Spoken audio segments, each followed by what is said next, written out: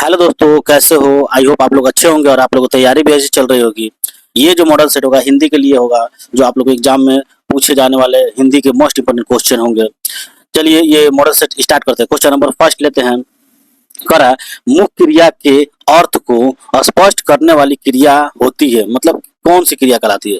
तो ये जो आंसर होगा इसका सहायक क्रिया। देखिए, मुख्य क्रिया को अर्थ को स्पष्ट करने वाली क्रिया को सहायक क्रिया कहते हैं।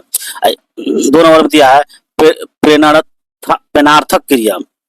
प्रेरणार्थक क्रिया किसे कहते हैं? देखिए, इससे जिन क्रियाओं से इस बात का बोध हो कि कर्ता स्वयं कार्य न करके किसी दूसरे को कार्य करने के लिए प्रेरित कर रहा है।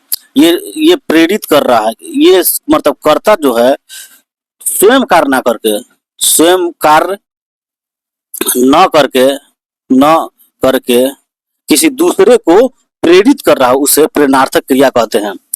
और ये ऑप्शन नंबर 4 में दिया है नाम धातु। देखिए, नाम धातु क्या कहते हैं? वो जो धातु संज्ञा या विशेषण की से बनती है उसे नाम धातु कहते हैं। जो धातु संज्ञा संज्ञा प्लस विशेषण से बनती है, शेषण से बनती है, उसे क्या कहते हैं? नाम धातु कहते हैं। नाम धातु कहते हैं। नाम बोधक, देखिए नाम बोधक क्रिया होता है। नाम बोधक क्रिया, नाम बोधक क्रिया किसे कहते हैं? देखिए, संज्ञा अथवा विशेषण के साथ क्रिया जोड़ने से जो संयुक्त क्रिया बनती है उसे नाम बोधक क्रिया कहते हैं। आप लोग याद करने के, इसे नोट डाउन भी कर लेंगे, आप लोग के लिए बहुत ही लाभदायक होगा।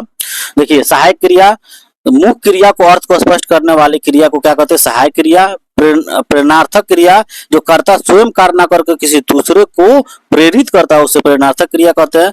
और नाम बोधक क्रिया, नाम बोधक क्रिया जो संज्ञा अथवा विशेषण की क्रिया जोड़ने से जो संयुक्त क्रिया बनती है उसे नाम बोधक क्रिया कहते हैं। और जो नाम धातु होता है वो संज्ञा प्लस विशेषण के से मिलने से जो धातु बनता है उसे नाम धातु कहा जाता है। क्वेश्चन नंबर 2 लेंगे। 2 में क्या कह रहा है? देखिए, चौमासा शब्द में समास है, आपको बताना है। तो चौमासा शब्द में जो है ऑप्शन नंबर ए इसका सही होगा, द्विगु समास है। द्विगु समास, देखिए द्विगु समास के बारे में जानेंगे। देखिए, चौमासा में द्विगु समास है। इस पद में जो है पहला पद जो है, पहला पद जो है वो संख्यानात्मक है, मतलब संख्या को स्पष्ट कर रहा है। देखिए, संख्यावाचक है, संख्यावाचक, जिसमें संख्यावाचक जैसे चौ मतलब चार, मतलब चार शब्द का उच्चारण इसमें आ रहा है, इसीलिए द्विगु समास है। जिस शब्द में संख्यावाचक आए उसे आप लोग द्विगु समास मारेंगे तो आंसर आपका सही होगा। जैसे जैसे और भी इसका उदाहरण है, जैसे त्रिवेणी, त्रिवेणी मतलब 3 आ रहा है।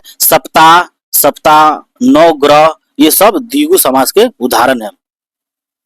अब क्वेश्चन नंबर 3 लेंगे। 3 में क्या कह रहा है कि महोत्सव शब्द का सही संधि विच्छेद करें। तो देखिए, महोत्सव शब्द का सही संधि विच्छेद होगा महा प्लस उत्सव, महा प्लस उत्सव। इसे इसमें देखिए कौन सी संधि छिपा है? गुण संधि छिपा है, गुण संधि, गुण संधि। अब क्वेश्चन नंबर 4 लेंगे। 4 में क्या कह रहा है कि पिता ने समझाया कि सदा सत्य बोलना चाहिए। पिता ने समझाया सदा सत्य बोलना चाहिए।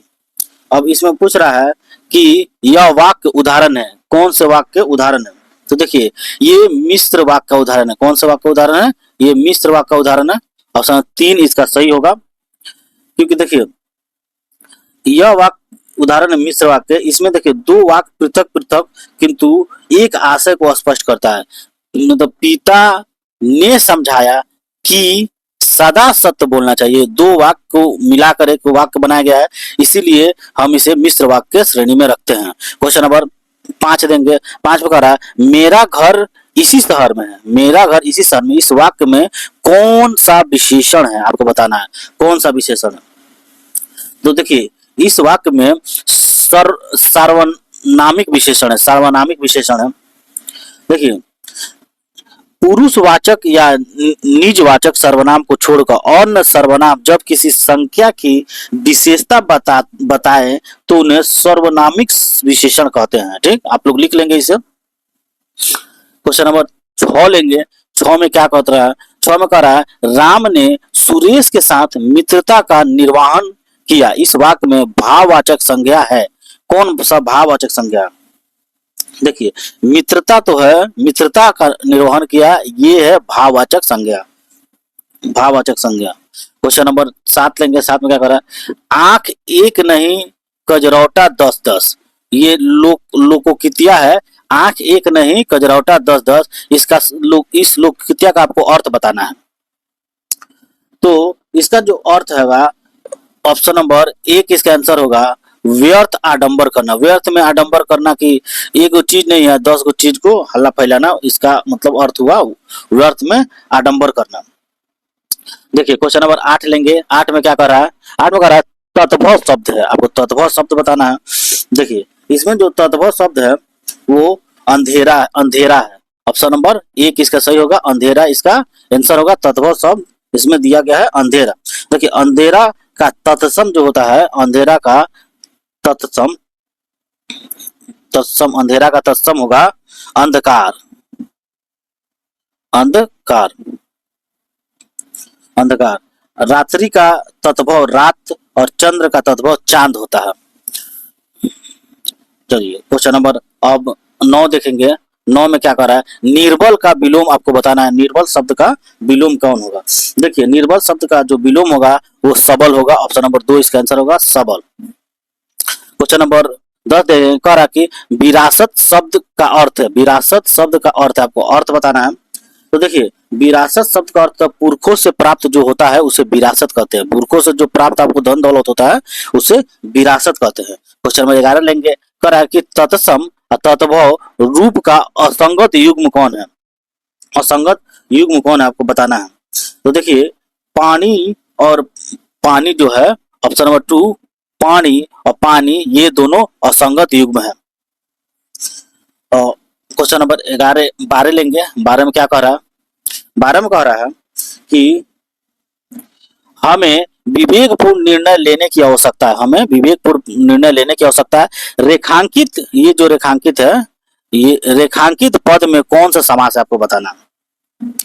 तो रेखांकित पद में ऑप्शन नंबर 1 अव्ययी, अव्ययी समास है। कौन सा समास है? रेखांकित पद में विवेकपूर्ण निर्णय, विवेकपूर्ण जो है, विवेकपूर्ण का जो कौन सा समास है वो अव्ययी भाव समास है। क्वेश्चन नंबर 13 लेंगे। 13 में कह रहा है देश में रसायनों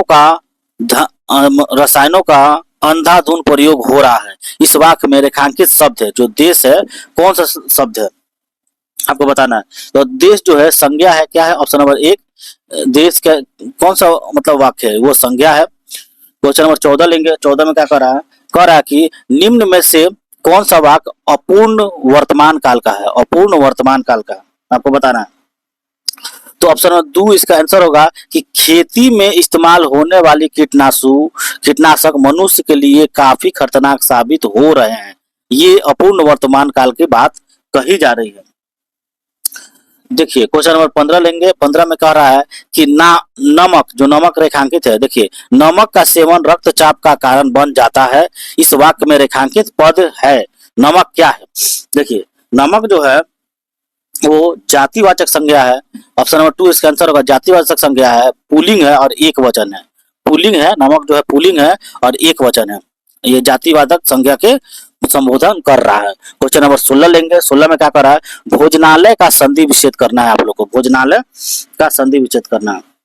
तो भोजनालय का जो सही संधि विच्छेद क्या होगा आपको बताना है। देखिए भोजनालय का संधि विच्छेद होगा भोजन प्लस आलय, भोजन प्लस आलय। क्वेश्चन नंबर 17 लेंगे। कह रहा है निम्न में से किस शब्द में उपसर्ग का प्रयोग हुआ आपको बताना है। उपसर्ग का प्रयोग किसमें हुआ है? तो ऑप्शन नंबर 3 जो होगा प्रोत्साहन में उपसर्ग का प्रयोग हुआ है। क्वेश्चन नंबर 18 लेंगे। 18 में कह रहा है सुव्यवस्था का विलोम शब्द है। सुव्यवस्था का विलोम शब्द आपको बताना है। तो ऑप्शन नंबर 2 होगा कुव्यवस्था, सुव्यवस्था का विलोम शब्द है। क्वेश्चन नंबर 19 लेंगे। 19 में कह रहा है आश्रमवासी में समास है। कौन सा समास है आश्रमवासी में आपको बताना है। देखिए आश्रमवासी में तत्पुरुष समास है। कौन सा समास है? तत्पुरुष समास है। क्वेश्चन नंबर 20 लेंगे। कह रहा है कि कानून का पर्यायवाची आपको बताना है। कानून का पर्यायवाची क्या होगा? देखिए कानून का पर्यायवाची होगा विधि, कानून का पर्यायवाची होगा विधि। इसी के साथ ये मॉडल सेट खत्म होता है। अगर आप लोग को ये वीडियो अच्छा लगा हो तो लाइक करें, कमेंट करें और सब्सक्राइब करना नहीं भूलें। और अपने सब्सक्राइब कर बेल आइकन भी दबा दें, जिससे कि मेरे आने वाले वीडियो का नोटिफिकेशन आप लोग को सबसे पहले मिले। इसी के साथ धन्यवाद।